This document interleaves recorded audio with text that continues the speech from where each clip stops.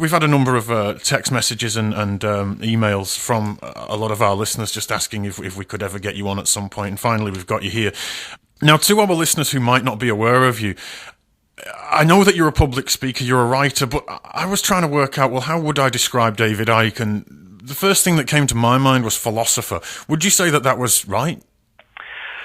Well, basically, I'm a seeker of knowledge, which then I communicate through the books and the talks. My life has just been, well, extraordinary, really. Extraordinary. It's hardly describes it. I was a professional footballer for a while, and rheumatoid arthritis, finished that at 21. Then I became a journalist on newspapers and radio, and then I eventually got into television with the BBC as a sports and news, what they call anchor. And then I got involved in green politics for a while, which was very, very important to me because I just saw politics from the inside and the total garbage and irrelevance it is. And then in 1991, extraordinary things happened to me, and it basically came from during 1989 when I was working for the BBC and also being a national spokesman for the Green Party at the time. I had this strange feeling that when I was in a room alone, I wasn't alone. There was like a presence there. And this got more and more powerful and powerful and powerful through 1989 into 1990. And one day I was near my house on the Isle of Wight in England, and I was walked into a newsagent shop. And as I stood there at the entrance, my feet were like burning. The bottom of my feet were burning, and it was like magnets were pulling them to the ground. And I'm thinking of, what do? What's going on? And then it wasn't a voice, but it was a very strong thought form that passed through my mind, which just said, go and look at the books on the far side. And I'm thinking, where did that come from?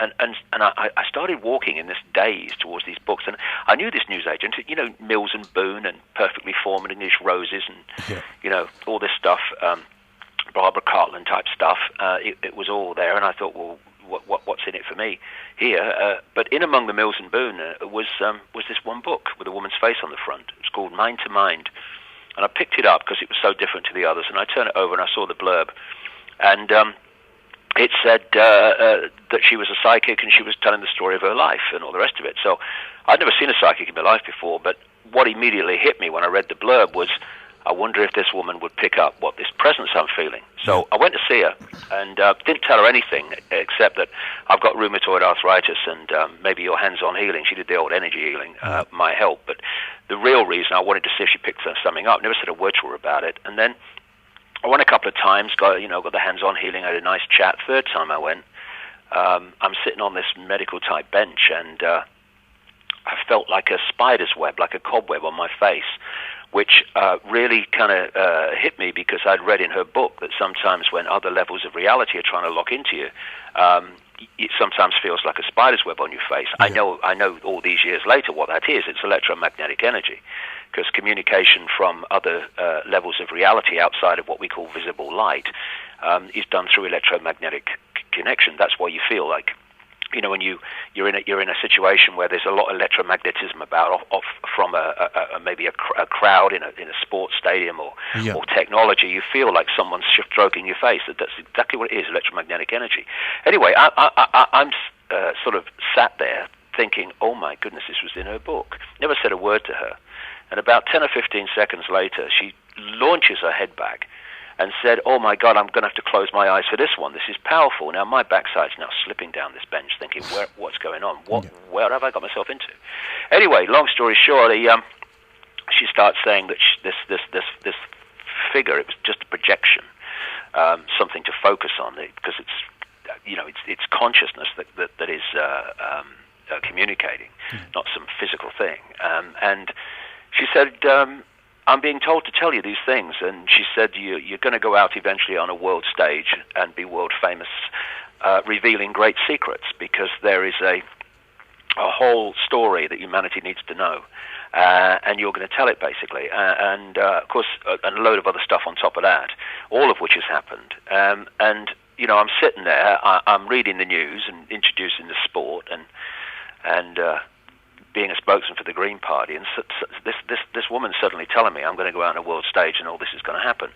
But although the reaction should have been, "You must be having a laugh," something inside me said, I'm going to go with this. I'm going to go with this. It was like a sort of knowing without knowing in detail why I felt like that. Yeah. And of course, what's happened since has been incredible, because from basically the moment I left her house that day, my life has been this incredible synchronistic journey of information coming to me through personal experience, by kind of the right books turning up, right documents turning up, the right people turning up who know what goes on the inside. And for the last 21 years, I've been putting this information together.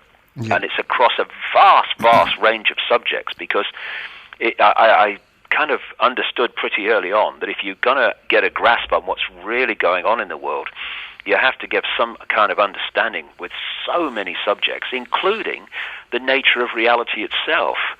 Because when you look at the reality that we experience an apparently solid physical world.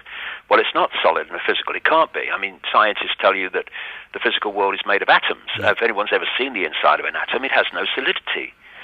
It's just space, and this is the great kind of quantum physics question. How can something that has no solidity make up a solid world? The answer, it doesn't. And I explain in my books and my talk in New Zealand coming up that how that is. It's really, really simple. When you think then that those that are manipulating humanity, which I've been exposing all this time and continue to do so, they at the inner core of the network understand what reality is and how we're interacting with it. And they therefore structure society to get us to experience reality and have a perception of self and the world that suits the few controlling the many, i.e. you have no power, you're just little you, and you're insignificant. When you realize how reality works, we're anything but insignificant. Now, just to talk about these people who are in control, because I watched something on YouTube, and you were saying, for instance, you've got your George Bushes and your people like that, and that they're not the people actually in control. So, do you have any idea who the people are that? Well, the House of Rothschild is right up there. The Rockefellers in America are right up there. The royal families of Europe, actually the royal family singular, are right up there, because it was interesting that from almost within days of leaving that psychic's house, after that experience, you're going to go out and do this and that and the other, the area of the world we now call Iraq came up. Yeah. And of course, at one point, thousands of years BC, it was called Sumer, and then became Babylon, Assyria, under many different names. And as the years have unfolded, it's clear that certain family bloodlines from that area of the world, former Sumer Babylon, have expanded out across the world into Europe, where they became the European aristocracy. They were involved in the establishment of Rome, and they became the royal families. And because of the European empires, not least the British, but others too, these families were then exported, or expressions of them were exported all over the world. And when it's very relevant to New Zealand and Australia, of course, when we had this apparent rolling back of the colonial European empires, where countries got their independence in theory, the bloodlines under different names and the secret society networks through which they manipulate society stayed out in those countries, in Australia, in New Zealand, in North America, Canada, United States, and elsewhere. And they've gone on controlling those countries ever since, covertly, because what we saw at that point was a switch from one kind of control to a much more effective type of control. When you have something like colonial rule or fascism, communism, apartheid, it's horrible, but at least the people subjected to it, they know where they stand. Yeah. They're in a tyranny, and at least on one level they can see who the tyrants are. But when you have that situation, there will always be a time, because the public know where they are, where they will rebel against it. It might take a long time, but they eventually will. The greatest form of control is a control where people think they're free, where they're sitting in a prison cell but they can't see the bars, that they think that freedom equals having a vote every 4 or 5 years for people actually controlled by the same force, different parties, to go in and do what they like. I mean, there is no contract between politicians that say in election campaigns, we are going to do this if you vote for us, and them actually doing it. So what we have is a situation where politicians tell you what they think you want to hear to get your vote, and then they go and do as they like. We've seen the most extraordinarily extreme example of that with Obama in the United States, of course. And so people... They're told they live in a democracy, they live in a free country, but actually they don't. Their choices are being fundamentally manipulated and suppressed, not least economically. And so what they've created, and this is really important for people to understand how a few can control the many. They've created globally now the secret society and family bloodline equivalent of a transnational corporation. So if you take McDonald's, I wish someone would. It has a headquarters in America, and in each country they have the subsidiary companies of McDonald's, and their job is to introduce the corporate policy dictated by the headquarters. So when you go into a McDonald's in Moscow or Auckland or Sydney, you're going into basically the same McDonald's, and this secret society bloodline network operates in the same way. The headquarters is in old Europe. It's very, very powerful, of course, in America. But America is used by this network to fire the bullets. But the guns being loaded in Europe, not by the European governments, by the center of this web in places like the City of London, financial district, Rome, Paris, Berlin, and then in each country they have a subsidiary network of families and secret societies whose job it is to introduce the centrally dictated global agenda in their sphere of influence, i.e. their country. And so when I travel around the world, I see the same blueprint and the same things being introduced, justified by the same means.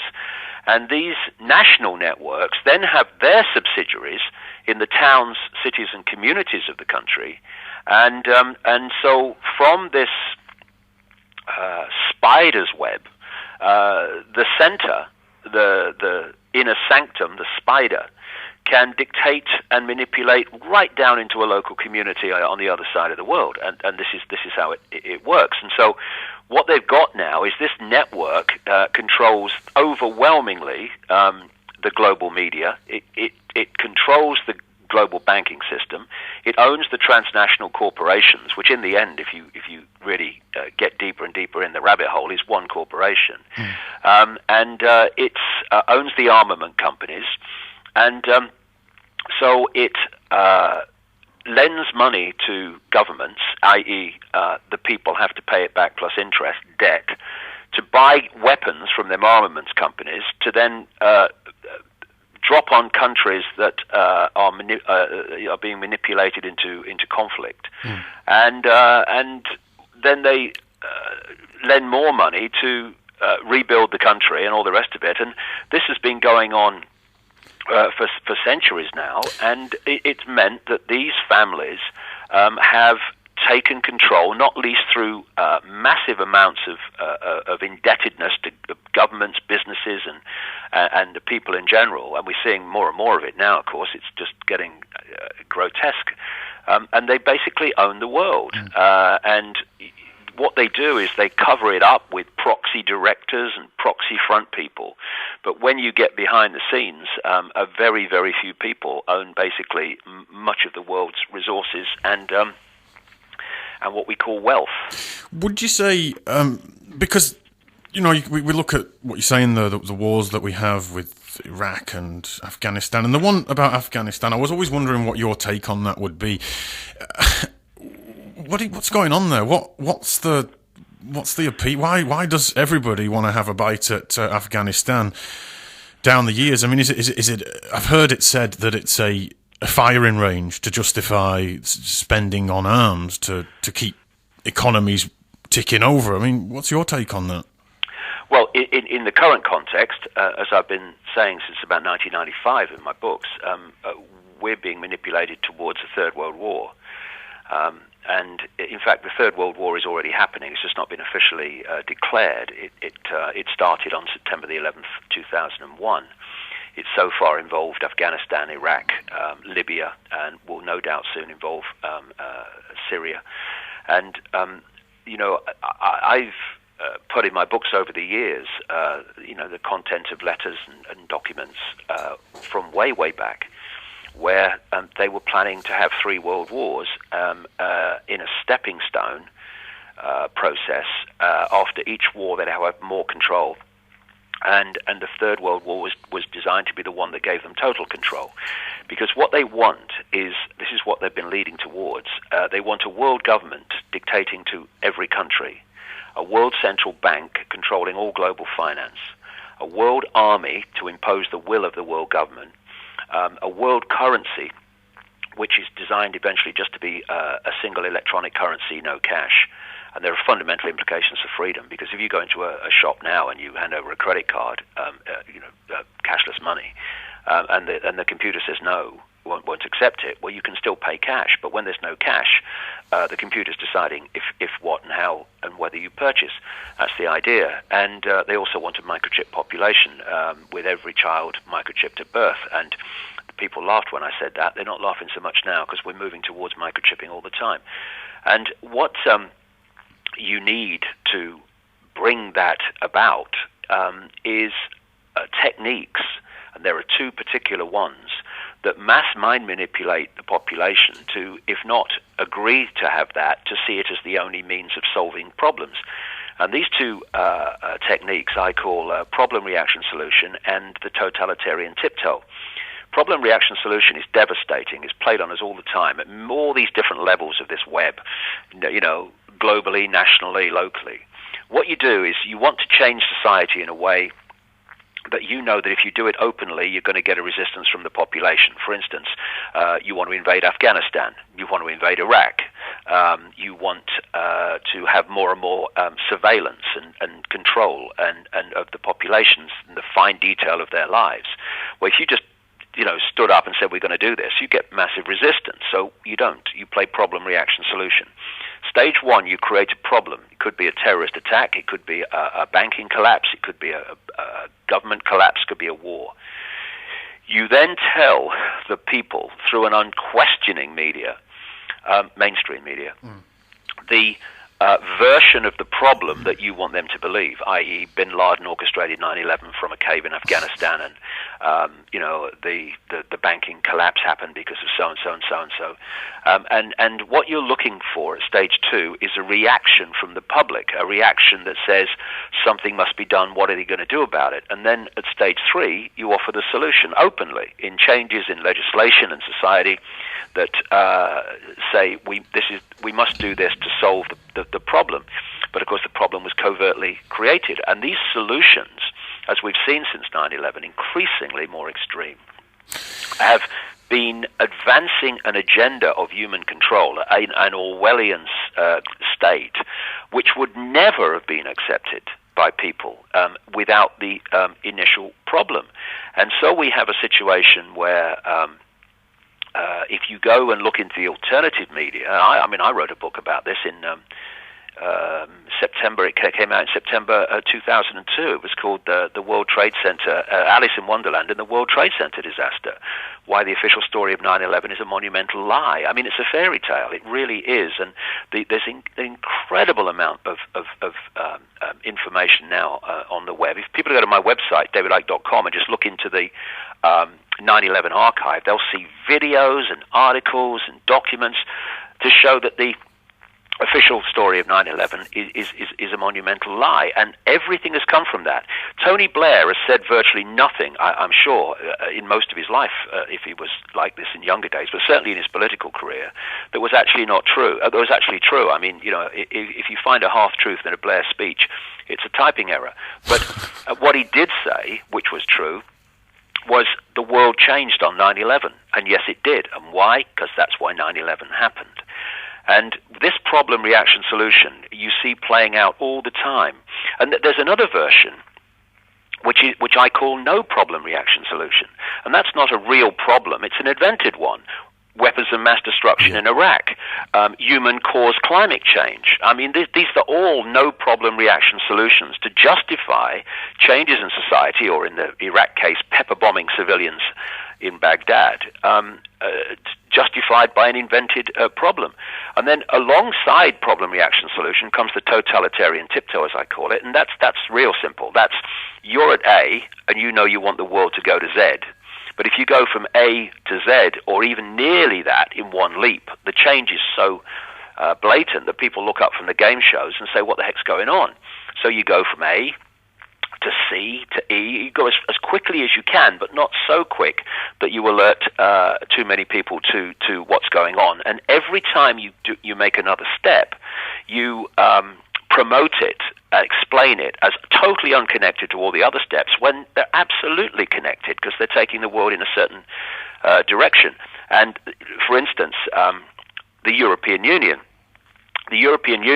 after the Second World War, if they had offered the European Union today, then there would have been a massive outcry. People would have said, we've just fought for 5 years to stop a central dictatorship in Europe, and you're saying that we must just do it and hand it over? You must be joking. So what do they do? Stage one. Just a free trade area, it's a common market, be good for jobs. Okay?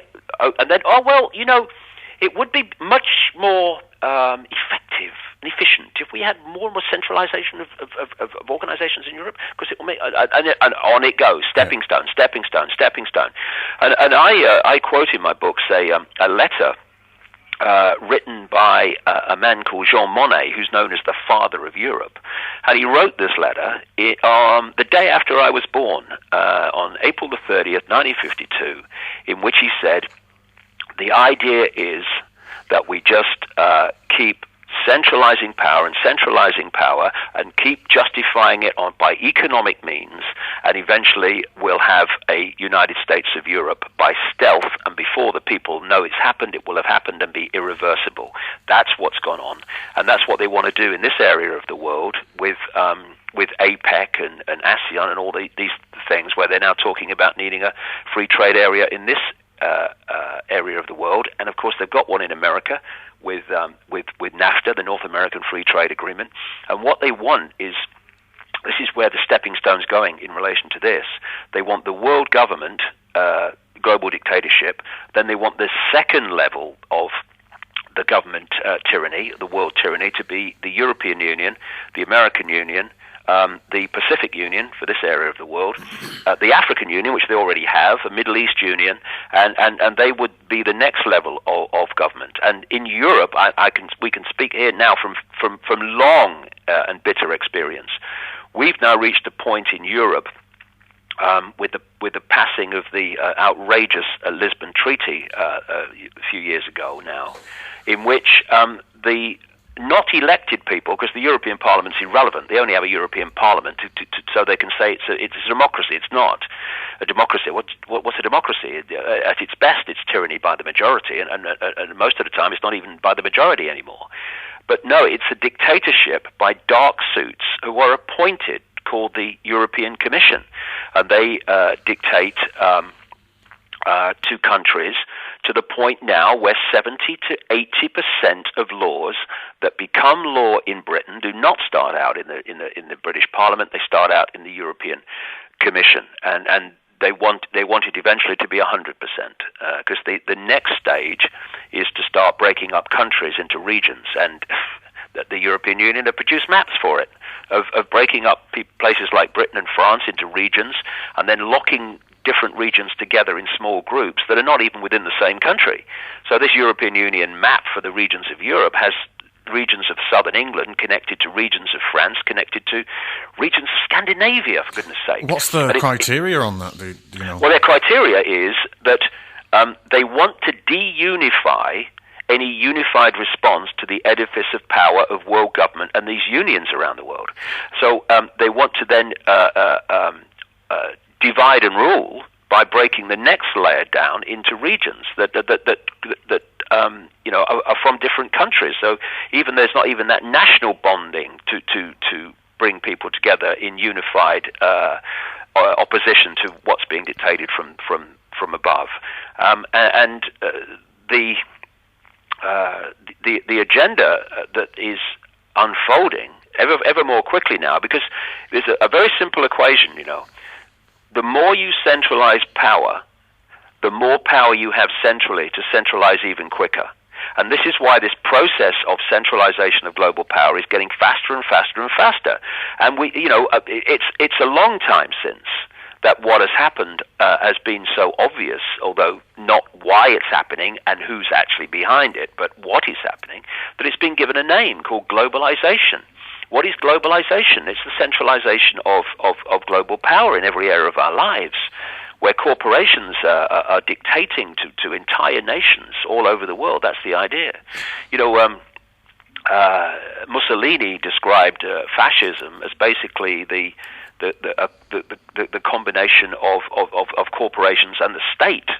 And that's what we've got now, corporations and the state working as one unit, which is why we've had this staggering transfer of wealth and transfer of debt the other way between people and the banks. I mean, I know people can look at it and say, oh, the bailouts of the banks were outrageous. Yes, they were. But look at it deeper, what's happened here. We've just seen a coup on the global economy, in the sense that these banks, and I explain in the talk in New Zealand how it came about, because it wasn't an accident, it was coldly created and engineered, where the banks end up with vast amounts of what they call toxic debt. And then the governments, i.e. the people, bail out the banks, and the countries take on the toxic debt. Now private debt has become national debt. Excuse me, did I miss something here? Then the next thing comes in, and this is what we're seeing in Europe, and we're going to see in America, and we'll see everywhere eventually, and that's the point where governments, because they bailed out the banks, are now getting into financial trouble themselves, and the banks, represented by people like the European Central Bank and the IMF, are coming into the countries and saying, oh, no, we're gonna lend you more money, more debt, but to do that, you've got to sell your state assets to these corporations. This is what's happening in Europe, and you've got to have austerity programs on the population. So, let's go through this. The banks' outrageous behavior, greed to a grotesque extreme, create this massive banking crisis. It's the banks' crisis. Governments then bail out the banks and take on the debt.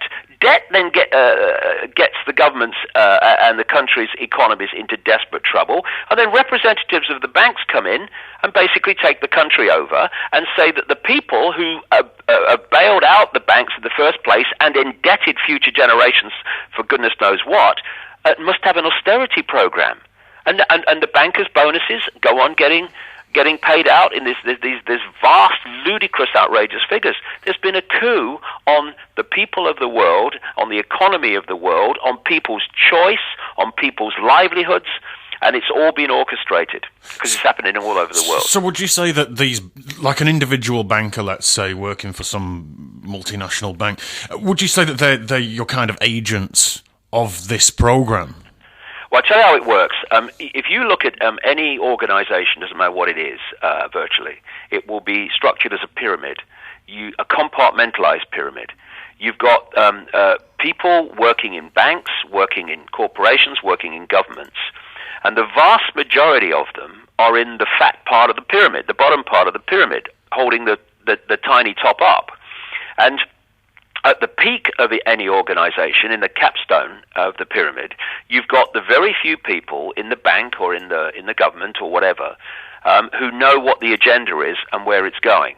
And then you come down from that capstone and you're meeting more and more and more people in any organization, but every time you take a step down, those more and more know less and less about what the organization is about. They only know what their contribution is, and they don't know how their contribution connects into all the other contributions of people they don't even know exist within the organization, that, if you could see how they fit together, creates a very sinister picture. So when there's a banking crisis, and this is what's kind of happening now, vast numbers of bank workers lose their jobs. They're not in on it. They're just going into work to earn a living for their family and themselves. It's the few at the top who are orchestrating it, and this is important. These families, they own the banking system. They own the system. And so it doesn't matter if certain banks go bust or whatever, because they own the system. If you own the European Football Championship, it doesn't matter to you if Manchester United beat Real Madrid or Real Madrid beat Manchester United, because you own the game.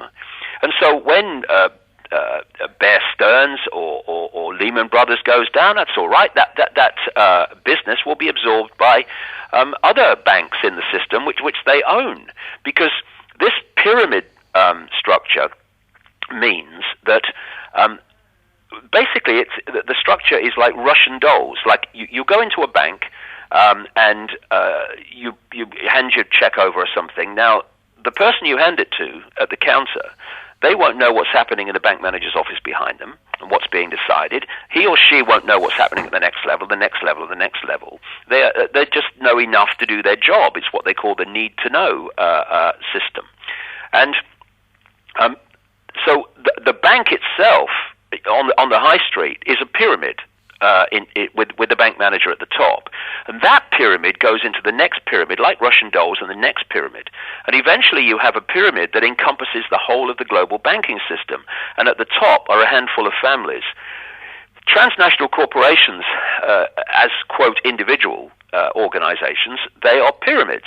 And they go into the next pyramid, until you have a pyramid that encompasses all the transnational corporations.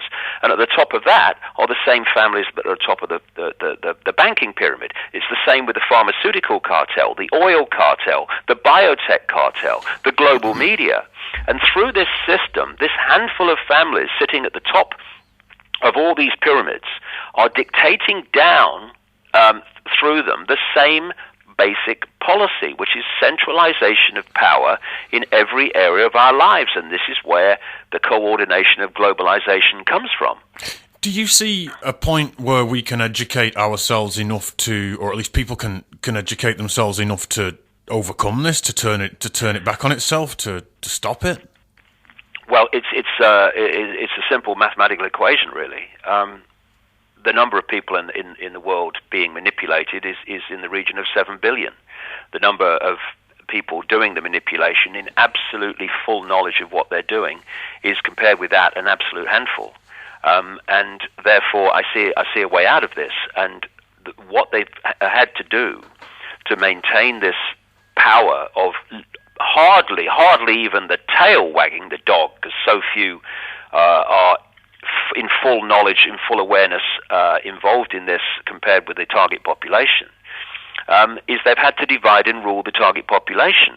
So they've divided and ruled through religion, through politics, through culture, through race, this ludicrous irrelevance we think is important, or some people do, and by dividing and ruling through war, dividing and ruling through income bracket and perceived class, and by constantly creating problems in the world that focus people on survival and focusing on a tiny little dot instead of lifting their head and seeing actually the bigger vista of what's going on, because you have to do that, because there's a lot of people investigating the manipulation of the banking system, manipulation of so-called climate change caused by human activity, absolute baloney, scientific baloney, and by additives in food and additives in drink and all this stuff.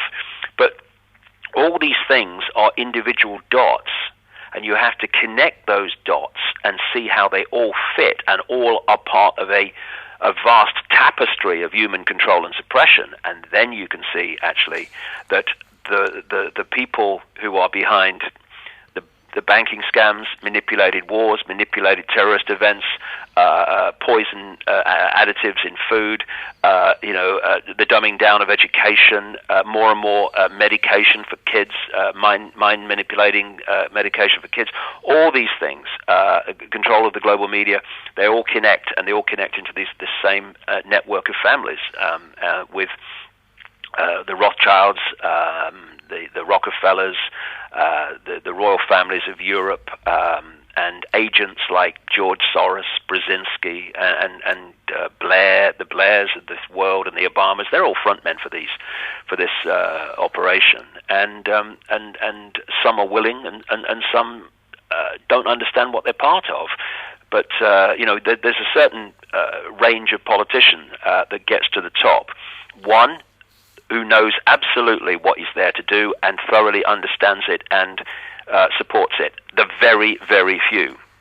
Another one is someone who just wants power for power's sake and knows that he has to do the right things, say the right things for the people that can put him there if he or she wants to get that position of power. Then there's the politicians who have massive things to hide, and they could be destroyed overnight if those things were made public. So you do what we tell you, and they won't be made public, and that's another kind of politician.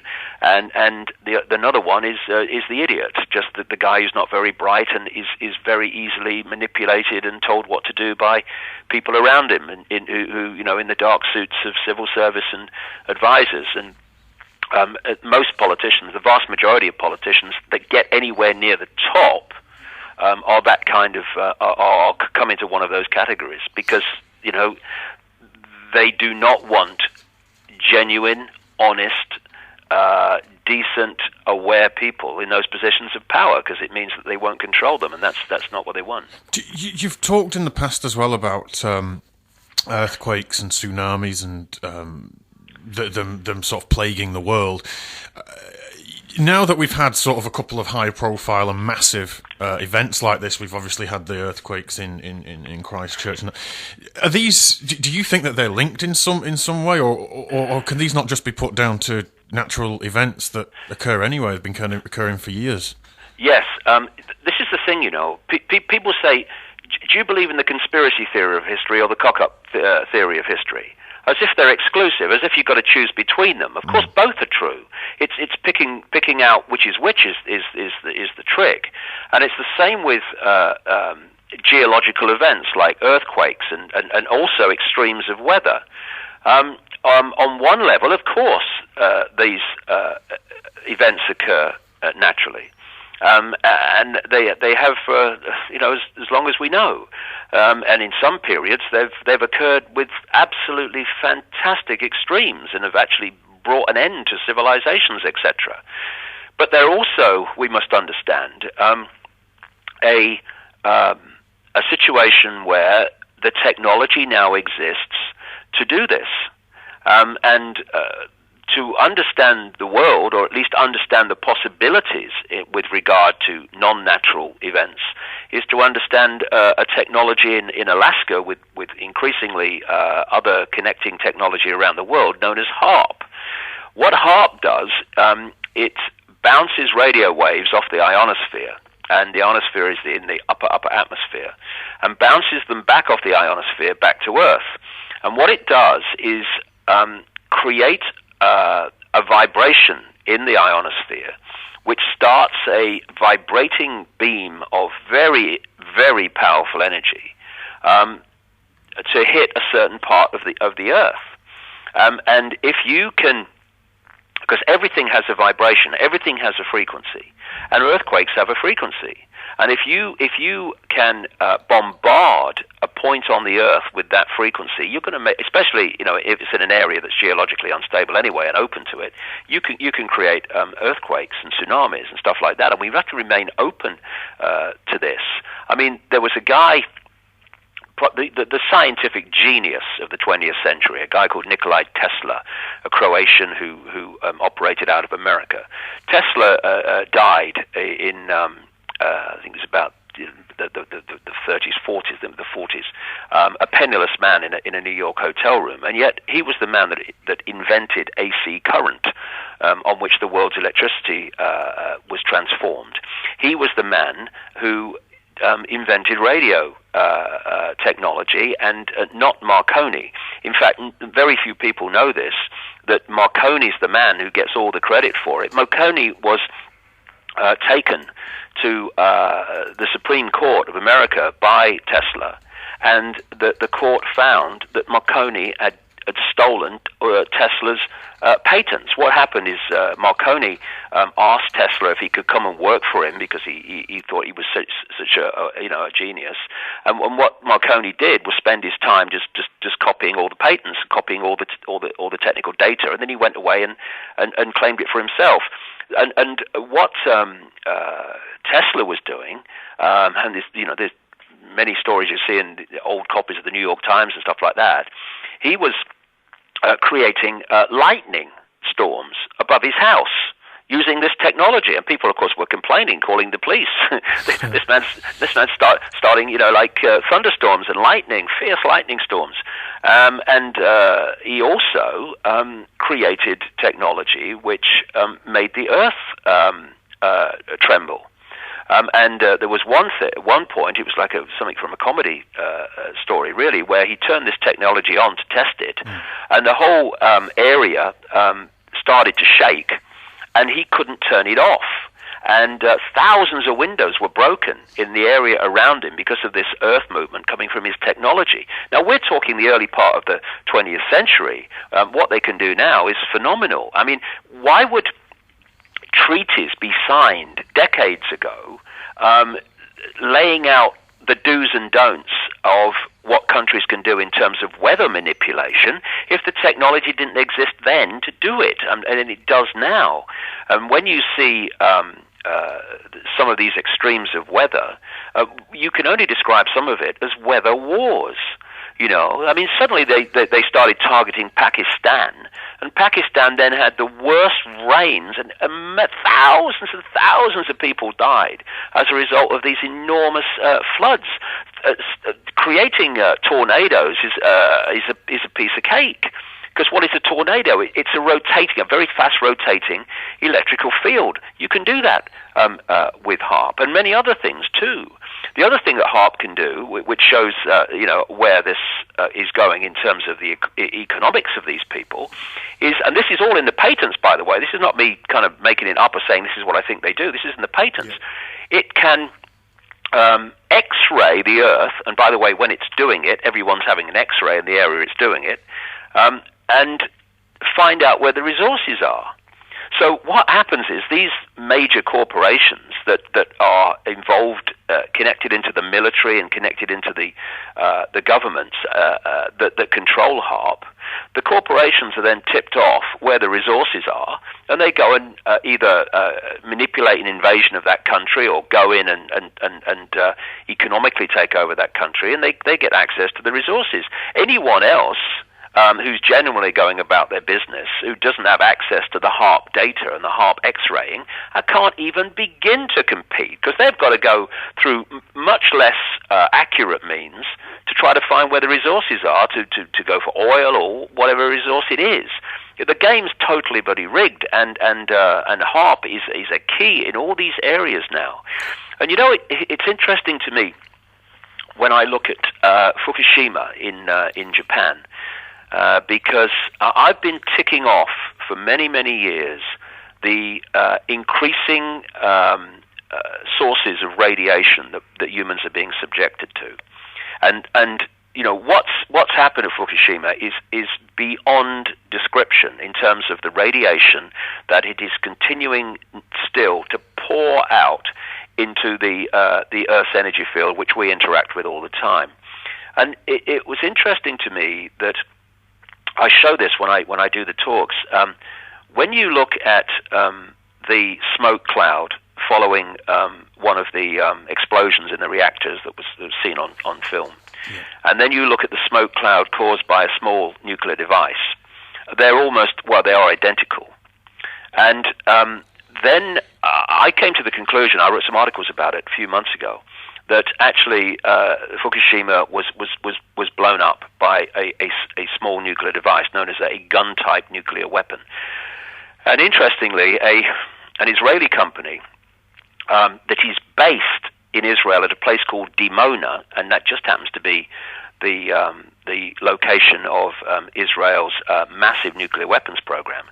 They put a so-called security system into Fukushima. And this included these extraordinary cameras that were like 1,000 pounds in weight, and they were put in various places and in the reactors. And when you put one of these cameras next to a gun-type nuclear device, it's extraordinary. They're virtually mirrors of each other. And after the explosion happened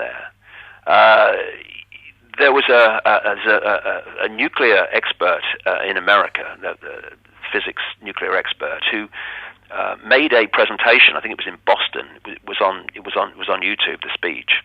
And he said, "Look, this is very, very serious what we found out, because this has implications for all nuclear power stations." Actually, it doesn't, but what he said made absolute sense in another way.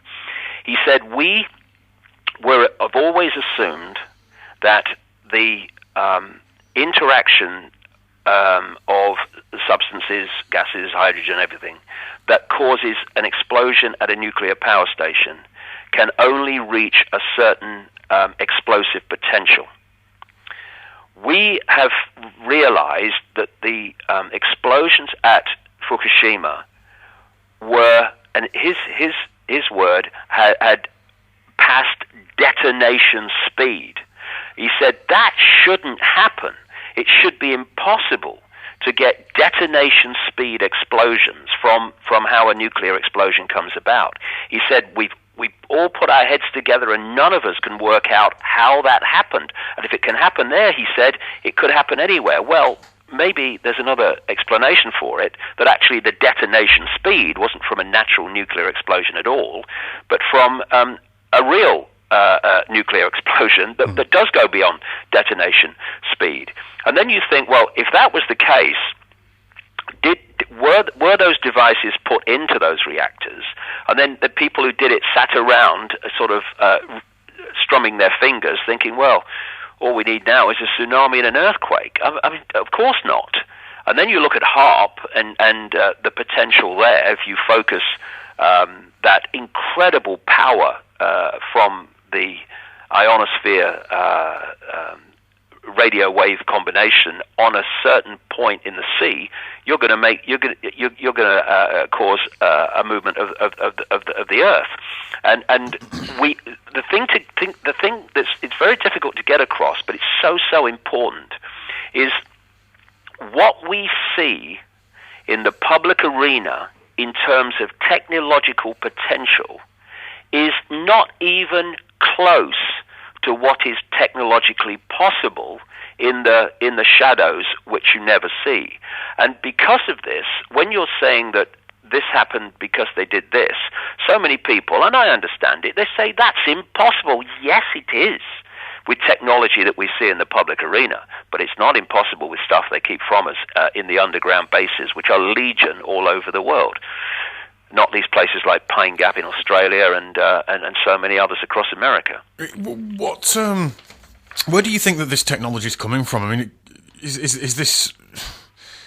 it coming from our top scientists, or what's the deal? Well, in these underground bases, which go deep into the earth, and they are compartmentalized, of course. in the sense that each floor you go down has a higher security clearance than the one above. And, I've talked to people who've worked in these bases, and they weigh people in and out. That's the level of security. Yeah. And if you weigh more going out than you did coming in, then they want to know what's in your pockets or whatever. And they go deep into the earth. And in the deep levels of these bases, where, again, through compartmentalization, lots of people working in the higher levels of the bases or on the surface, they won't have a clue what's going on down below. Only the few do that. And another thing they do is that they get technology where they need to do it on the surface. They get technology to part of it is made by a company in country A, another part is made by a company in country B, and so on it goes. And none of those people making those constituent parts know what it's a constituent part of. Only the people who eventually put it together know what's being what the outcome is. It's really, really compartmentalized, and it means that there is technology available that to these people that we don't even know about. And in 1997, just to give you an idea of how this works and how the fierce secrecy is, I was asked to meet a CIA scientist in the United States because he wanted to get out through me what he couldn't get out himself for what became obvious reasons. And he told the story of what happened to him in the sense that he thought he was serving his country by giving his the genius in his kind of specialization of science to his country. But very soon after he joined the CIA, he realized that this agenda that I'm exposing actually was true. And he started to rebel against it and say, I'm not doing it anymore. I don't want any part of this. And what really did it for him in the end, a story he told me, was that during the Ethiopian famine, he had developed a electromagnetic technology which could make crops grow in deserts without water.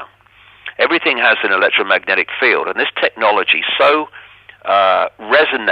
stimulated the electromagnetic field of plants that he said at the optimum it was like watching a time-lapse photograph, so fast did they grow. Yeah. And so he thought he was being part of an experiment to take a plane over Ethiopia and bathe the land with this electromagnetic field. But of course, it's very dangerous. You have to make sure there's no one around. And he said he was in the back of this plane working the technology, and then he was given the cue from the front of the plane, we're over this target area, and he pressed the button or whatever he did, and this massively powerful electromagnetic field went out over the land. He walked forward to the cockpit and looked out, and all he could see was thousands of dead people. Because the CIA had realized that, yes, it could do what he said it did, but they weren't bothered about feeding hungry people. They could see the weapon potential for this, where you could kill lots of people without damaging property, and which you want to take over.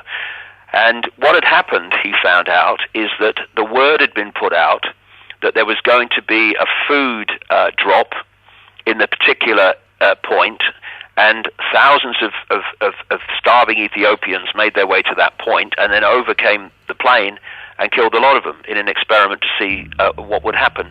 At that point, he absolutely refused to work for them again and walked away. Then he said he remembers leaving home one day, and he remembers nothing else until he woke up on a medical-type bench in a room, and he felt something stuck to his chest. And as he was telling me this story, he was opening his shirt and showing me, and on his chest was this see-through, it looked like a shampoo sachet, and there was this orangey, golden-type liquid inside. And these, in the CIA, are called patches. And what happens is that in the missing time period, his body was manipulated to need the drug in this patch to survive. And if he doesn't get the drug, then he starts to die a very slow and agonizing death. And he knows that's true because he tried it out. And he has to have this patch replaced every 72 hours. And if it's not replaced, then he starts to die. And it's not replaced if he doesn't do what he tells him, what he's told to do and what he's told to develop. And he said there are thousands and thousands of scientists in America alone who are working in these underground bases totally against their will with these patches. And he said what they do in the end, he said what I'm doing is I'm keeping from them, I'm letting them know I know things that I haven't told them yet about technological possibility. He said because I know that when they think they've got everything from me that they can, they just won't replace the patch, so that the information about all this just dies with the scientist. This is what's going on while people are watching game shows and all the rest of it, and being diverted to look in one direction so they don't see what's happening behind them. Well, I'm probably going to have to wrap it up here, David, okay, because I've got someone wanting to use the room in a moment. But right, it's been great talking to you and listening to what you've got to say, and I'm really looking forward to the speech. Now, just before you go, just tell our listeners, I mean, it's the Telstra Clear Pacific Event Centre. I think it's on the 6th of November. Yeah. How can people get tickets for this? Well, if they go to my website, davidicke.com, they'll see a link there, or they can go to, what's it called? I think it's called the Lion Sleeps No More tour, which is a website based in Australia where the organisers are organising the whole thing. And I talked for about 8-9 hours in 4 sections with about 1,400 images, illustrations, taking in an A to B to C to D step of adding more and more and more and more and more information until the tapestry can be seen. And suddenly endless things that don't seem on the surface to connect can be seen to thoroughly, fundamentally connect. And suddenly this weird, bewildering world makes total sense in terms of what's happening now and also what's happened in the past.